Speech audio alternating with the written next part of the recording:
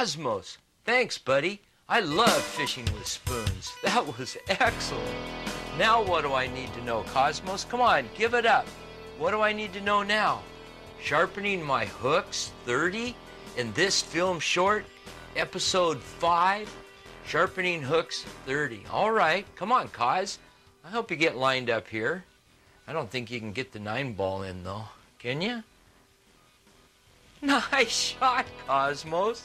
Okay, come on, give me your right eye and let me learn about how to sharpen a hook. See, the sandpaper will give you a real fine point, and it'll just stick on your nail. Now, here's an important secret.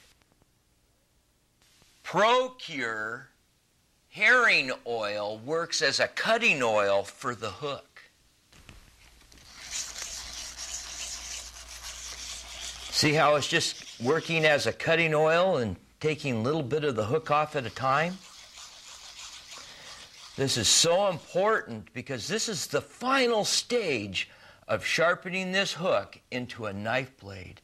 And look at the way that it bounces off of my thumbnail. If I get it right down here close, look at that. You can just see how it wants to grab. Now, let's back up a minute and take a look here at these larger hooks on our spoons.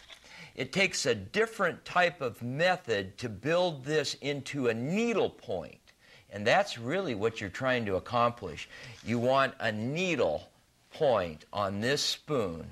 And the way you're going to get that is take this hook file here, and you're going to start filing in a nice, even direction and build the bottom of this hook into a knife blade. Now, rotate the hook over and work on the other side with the file. Same direction, keeping an eye on it as you rotate it, you file it, and you start to develop a nice knife blade on it. It starts to now get fairly sharp.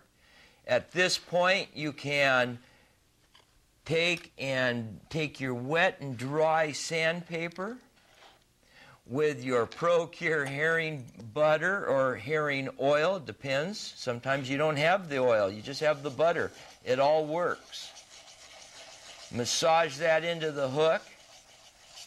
This oil or butter into the spoon. Wow, what a combination. And sharpness, woo!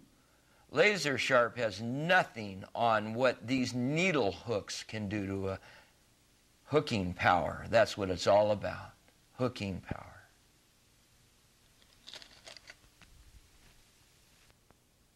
And one other thing before I leave you today on this YouTube short, 30 Sharpening Hooks, a trick that was shown to me by an old-timer, you know, that fished in the waters of the Northwest for over 50 years.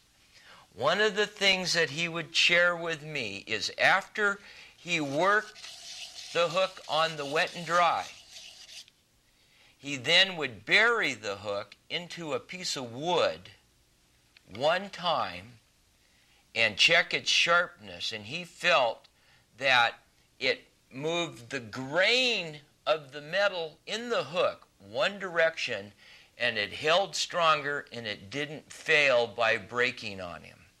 So look at the sharpness of that hook.